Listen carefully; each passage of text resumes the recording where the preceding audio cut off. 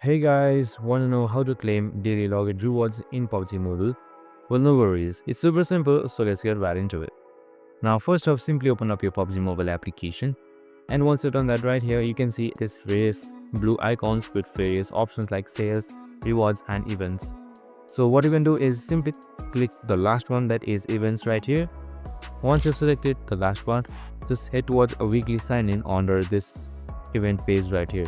So once you've selected weekly sign in, right here you can see your daily login rewards. So you can just simply click the day you are on and then check in as well. So if you have missed a day, you can also simply click retro sign in, and once that is done, you need to pay a certain amount of BP before claiming it. So next thing, there is also return rewards. So simply hit towards this icon right here, gift like icon, and right here you can see returning rewards. Now set daily return, and there you have it. Your 8-day daily sign in rewards is right here. I hope this video helped.